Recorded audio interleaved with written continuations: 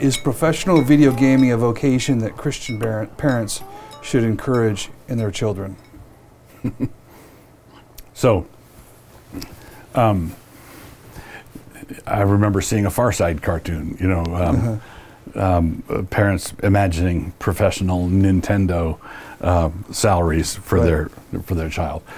But the world's a weird place, and it's awfully hard to satirize because there are people making big money. Well, this is the strange thing. So from a college president perspective, one of the major frontiers right now is there's athletics, but the new frontier is esports.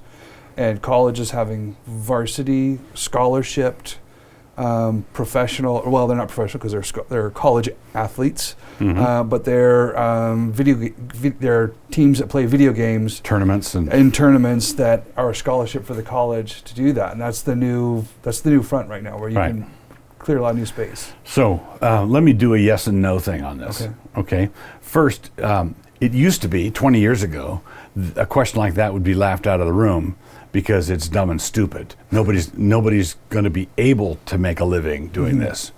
But now that people are making a living, and some of them making a very good living, are in terms of money, means that we now have to move to the question, not from is it possible with a laugh, no, to the point, okay, it's possible, people are doing it. Is this a good thing?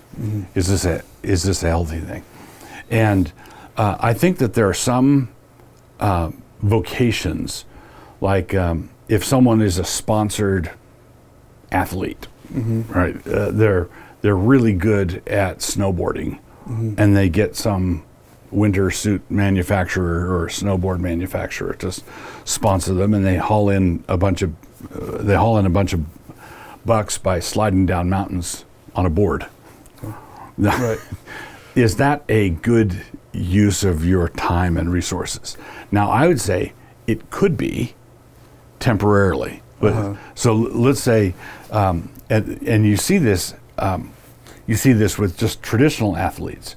If someone is just crazy good at basketball or crazy good at football, he would be foolish to turn down an opportunity to play that sport, save up a bunch of money, and then invest it in something that's going to be more worthwhile.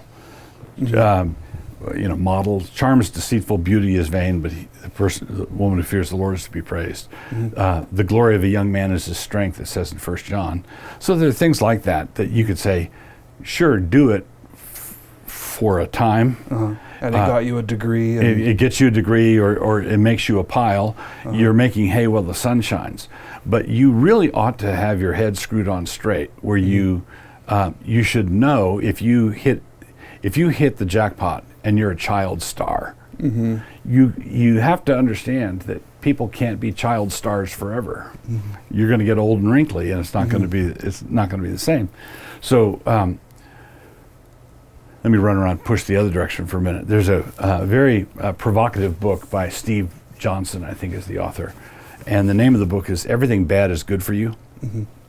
So the argument that many parents have that gaming or video games or stuff are, rot the brain, I think is simply false. I think video games can be mentally challenging, and I'm leaving out for a moment the moral component of the games. So some games could be require a level of technical proficiency and still be corrupt in the story they're telling. But just gaming by itself, let's say there's no corruption in the content of the game, I think it can be something that really helps with mental dexterity and agility, and if someone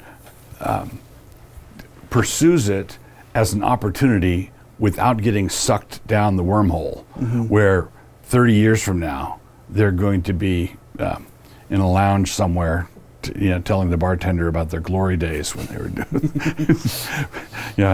I played this video game for Notre Dame. I was on the Notre Dame Fortnite team. Right. Yeah. Right. Yeah. Okay. So you believe the video game is a totally legit, permissible, aside from the corruption, which it seems to be pretty pervasive. Right. Aside from that, the sport itself is just like any other sport. Yeah, I think it's more akin to there's physical dexterity involved, but it's closer to chess than it is to football. Okay. Right. And I think that there are dangers that are associated with that. So if 95% of the challenge is cerebral, that can be good in itself as far as it goes. But mom and dad should still make him go out for the football team because there are certain things you can't learn, particularly if you're a young man, without getting knocked down. So in all questions like this, I would say balance, balance, balance.